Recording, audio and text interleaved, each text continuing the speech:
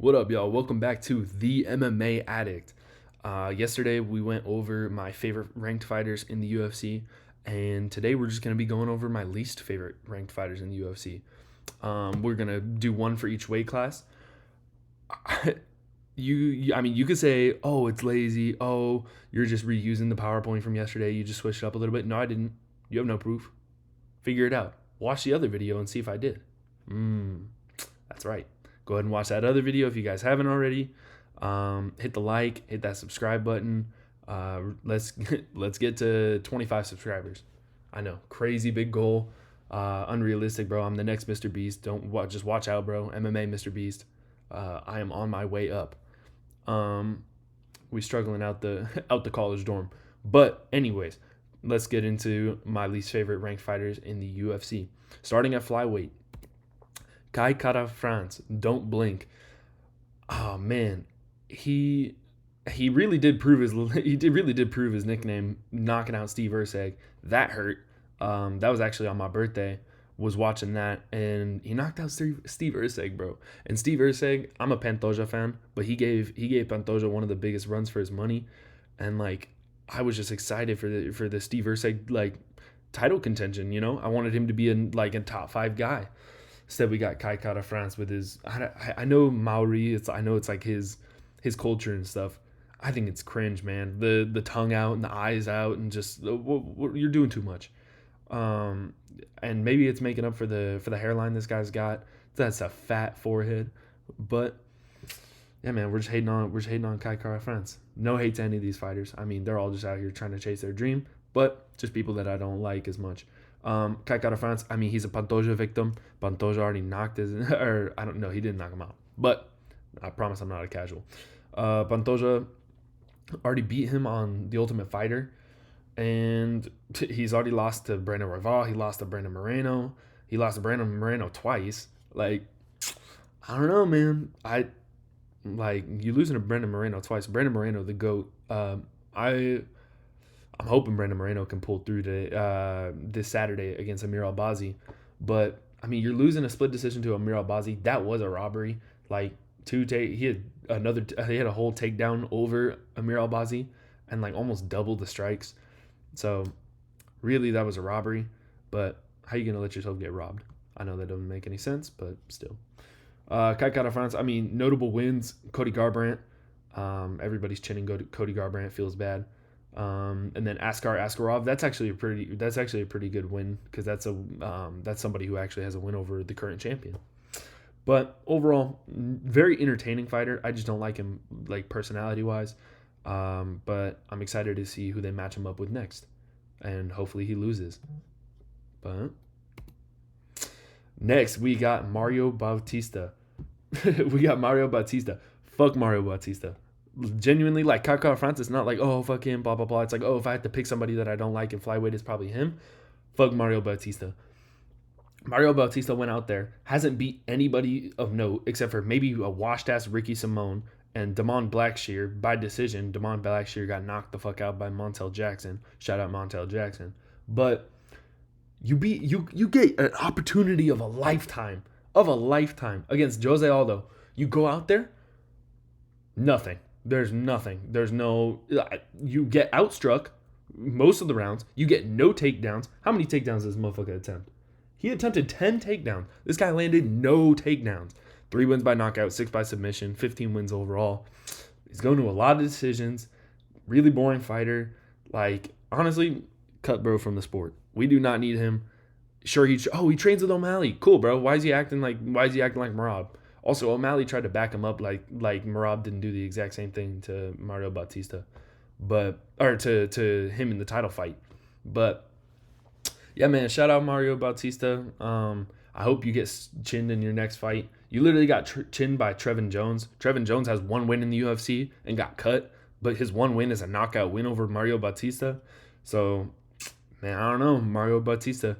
I hope you lose your next fight, but it's probably my most hated on this list, bro. You know you're hated when you're getting compared to Diddy. He was literally getting compared to Diddy online, bro. Yeah, fuck Mario Bautista. Sorry if you guys are fans of any of these fighters. If you guys are fans of these fighters, explain why in the comments. Next, Movsar Evloev. I think I speak for everybody. Nobody wants him as champ. He has had 0 knockouts, 0 submissions in the UFC. Bro's also low-key a pedo. But we're not gonna get into any of that. But we're not gonna get into any of that. But 18-0, and you're like, oh, okay. Like 18-0. All the casuals like, oh, 18-fight win streak, 18-0. Okay, he's solid. 3 wins by knockout, 4 by submission. None of those have been in the UFC. Bro has fought Choi Sung-woo. I mean, like, okay, like he's not that great. Dan Ige, good win over Dan Ige, but Dan Ige, low-key, like king of selling. Plus, he got absolutely out-grappled. Beat Diego Lopez. That ages amazingly. I hope Diego Lopez can get the run back on him. But I think that'd be a close, competitive, good fight again. I don't think like Diego Lopez smokes him or anything. But that was also Diego Lopez on short notice, and Diego Lopez put in good work.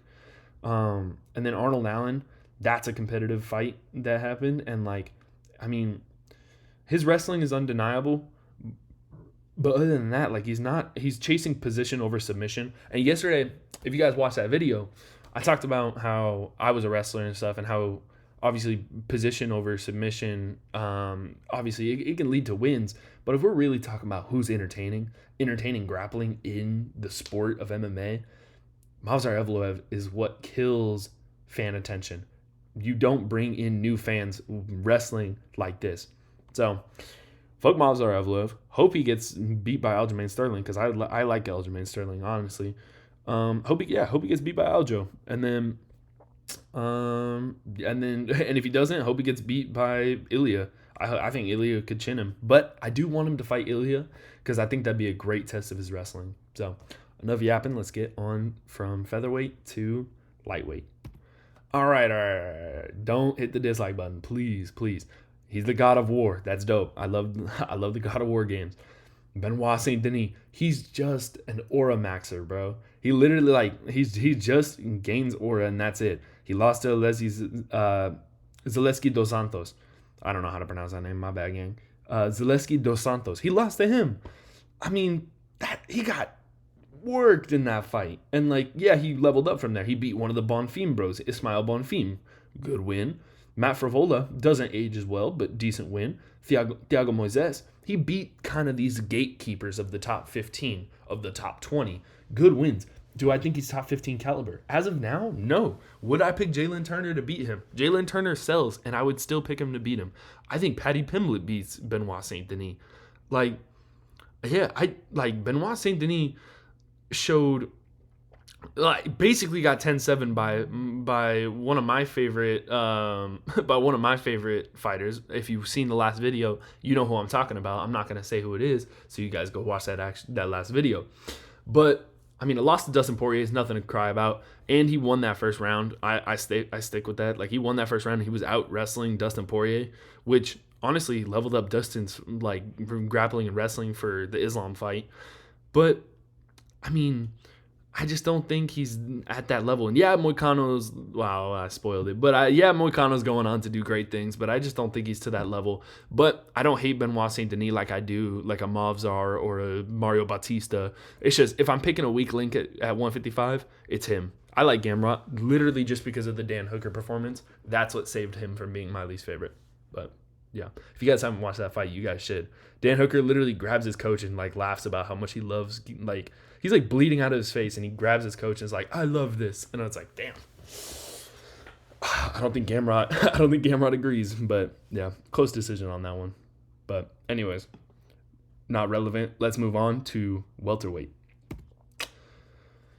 Headshot dead. Headshot dead. No, bro. Get out of here. Nobody likes Headshot dead. Nobody likes Leon Edwards. If you're a Leon Edwards fan, honestly, I do not need likes and subscribers that bad. I'm sorry. Leon Edwards is genuinely one of my least favorite fighters. Bro beat a washed-ass Colby Covington. Colby Covington was never good after the Kamaru Usman fights. He beat Usman. Good, solid fights, but he cheated throughout that third fight, and he cheated throughout the second fight until he landed the head kick, and he lost to him in the first fight. Not saying that Usman would beat him. I don't think he does. I think Leon Edwards is a perfect counter. Just like how Volk is a perfect counter to Max. But how you gonna let Nate Diaz clip you, bro? How you gonna let old ass Nate Diaz clip you you're taking RDA to a decision. People hate on Bilal. I don't hate Bilal that much. He's probably my least favorite current champion, but I don't hate him that much. He's just, he's got competition with so many good champions right now. But shout out Bilal for beating Leon Edwards, because nobody was talking about Leon Edwards taking everybody and their mom to a decision, bro. Literally, the headshot dead was his only knockout win since a knockout win over Peter Sobota in 2018. Like, bro, okay. And like, Leon Edwards has the capability. Here's the thing that pisses me off. He has the capability to fight well. He looked amazing against Bilal in their first fight until the eye poke. Like, genuinely, Leon Edwards on the front foot could get the belt back. Probably not. But we're gonna pretend like he can. He is a better fighter on the front foot, but he refuses to be on the front foot. He's got no killer instinct. He's got no heart. It takes a freaking village to rally him for the 5th round. Come on then, Leon. No, bro, get out of here. We're done with Leon Edwards. Get him out of here. He's done. He's washed. He's not touching the belt. He's not. Shavkat, JDM washes him. I think he has a competitive fight with Joaquin Buckley. I hope Buckley wins that one. I love Buckley. So maybe that's a hot take. We'll see. Only time will tell. Anyways, moving on. I don't like Leon Edwards. And moving on. Brendan Allen, bro. Oh my God. Talk about a fraudulent win streak. Sam Alvey, Jacob Malkoun, Kutsitov Jotko, maybe? I don't know. Andre Muniz, Bruno Silva, Paul Craig, Chris Curtis. Chris Curtis, who he had already lost to before and should have low-key lost that decision. It was really, really close. If Chris Curtis hadn't injured his leg in the last 10 seconds, that would have went to Chris Curtis. I mean, subbing Paul Craig is a good win. And yes, you have the most rear naked chokes. Like, you have great rear naked choke. That's all you got. You got no heart. You got no, cardio. You got your ass whooped by Imavov. Like, Imavov literally smoked him. Brendan Allen literally took Imavov down in the first round, and that was it. And then decided he just didn't want to fight anymore. Like, how you not... Like, you're on that much of a win streak. Beating Imavov will push you into the top 5. Like, and you'll probably end up fighting, like, Kyle Bravo. Or, like, a Robert Whittaker. Like a Robert Whittaker. And no heart, no nothing. No killer instinct. He's Sean Strickland's bitch. Sean Strickland knocked him out. How you get knocked out by Sean Strickland? Sean Strickland takes everybody to a decision. I say that as a Strickland fan. So, I don't know, bro. A win over Kevin Holland, cool. A win over Kevin Holland and a win over Paul Craig and Chris Curtis are his best wins, and somehow he's top 10. He's not a top 10 fighter. He's not all in. He's just Brendan Allen. He's got no aura, which doesn't matter, but he's got no aura. He's got okay submissions, but he's got no wrestling to get to these submissions. He really doesn't. Like, 6 takedowns on Chris Curtis in a 5-round fight? Sure. Other than that, he got taken down by Jacob Malkoun 7 times. How are you going to get taken down 7 times? I don't know, bro. Sounds like you aren't going to touch the belt. Thank God. Him touching the belt would be sport killing, in my opinion. I think all these people touching the belt would potentially be sport killing. Let's see. Let's go back. Let's see. No, it wouldn't be sport killing. It'd be entertaining. Sport killing. Sport killing. Entertaining. Shit. Nobody cared about welterweight while he was champion because nothing was happening. He wasn't defending. Oh, yeah, bro. Sport killing. Anyways, I digress. Let's move on. Light heavyweight division. I will knock his ass out. And I will knock his ass out. No, bro. You got your ass knocked out. Jamal Hill. I used to like him. I know that's a cardinal sin. I know that's terrible. He's from Detroit. He's a Lions fan. I'm a Lions fan. I'm not from Detroit, but I'm a Lions fan. And he was too. And that was literally it. And he looked good against Glover Teixeira. And he looked good against Johnny Walker, which isn't that crazy to say anymore. But he beat the shit out of Ovin St. Preux. And that really wasn't the ghost of Ovin yet, because that was in 2020. Like, Ovin was still around. R.I.P. Ovin St. Preux. So sad you got cut from the UFC. Yeah, feels bad for the bro. Good win over Kennedy Nzechukwu. But anyways, Jamal Hill, man.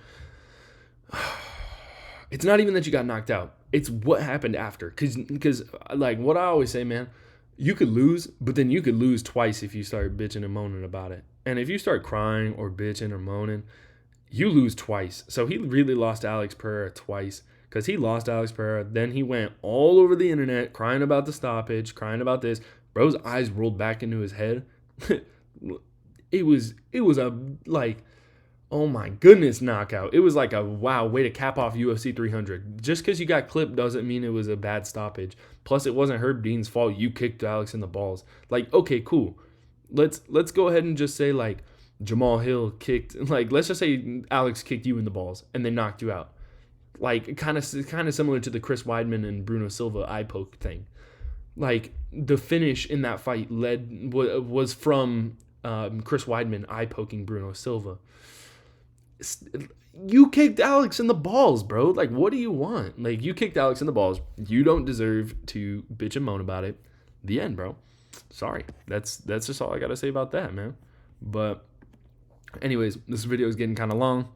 I've been rambling and stuff. Let's get to the last fighter. My original least favorite fighter. I've now felt a little bit better about him, but he's still not better than anybody in the division, in my opinion. Jailton Almeida. Jailton Almeida hurt his leg throwing 2 punches in total and 2 strikes. Like, there was 4 strikes in total against Romanov, like Alexander Romanov, who's fighting this weekend. I think he's going to win, but he's low-key kind of fat and ass, so we'll see. But that's not a definitive pick. I might switch the pick, but sure. I hope he wins. Blobanov, bro. We love Blobanov, bro. I love the fat heavyweights. I don't know why everybody, oh no, it's the worst. Fat heavyweights are so fucking entertaining. It's so funny. But anyways, Jailton Almeida laid on Derek Lewis for 24 minutes and 50 fucking seconds. I don't think that's the actual stat, but it damn well felt like it. Broke a record for most control time. I think maybe in the UFC, if not just at heavyweight. Oh my God. And threw nothing and tried no like submissions and like just held down for 25 minutes. Other than that, gets a lot of submissions. Looks entertaining. Is a good grappler. He's Curtis Blades' bitch though. He's Curtis Blades' bitch because Curtis Blades just ground and pounded, put his stomach on Jailton Almeida's head and just ground and pounded him. And that was it, man. Jailton Almeida, solid fighter. I want to see him versus, if he can get to that level, I want to see him versus Tom Aspinall, just because I want to see how Tom Aspinall would defend and stuff. But I honestly think that Jailton Almeida, like, call me crazy, he looks kind of small compared to the other heavyweights. Like, I could see him at 205, and, like, call me absolutely insane. If he doesn't get chinned, he's a top 5 guy at light heavyweight. There's no grapplers at light heavyweight except for Magomed Ankalaev. So, I don't know. Who knows? Magomed Ankalaev is literally like the only grappler at 205. So, Jailton Almeida, I think, could like run through the 205 division. So, I think if he loses one more at heavyweight, he should cut down. And yeah, you got the divisional skill gap, but, you know, we will just see. But anyways, this was the MMA Addict. I really appreciate you guys if you watched the last video. If you haven't already, go ahead and look at it. Yeah, man, just decided to do this just because I love to yap about MMA and stuff. And if you guys made it this far into the video, I appreciate you guys for listening and for watching and stuff. Yeah, hit that subscribe button, hit that like button, and I don't know when I'm gonna upload next. Maybe I'll do a reaction to some of the entertaining like fights from this weekend. If there are any entertaining fights, we're in Canada, soy ass country. If you're from Canada, comment and earn my respect. But anyways, I will talk to you guys later, and goodbye.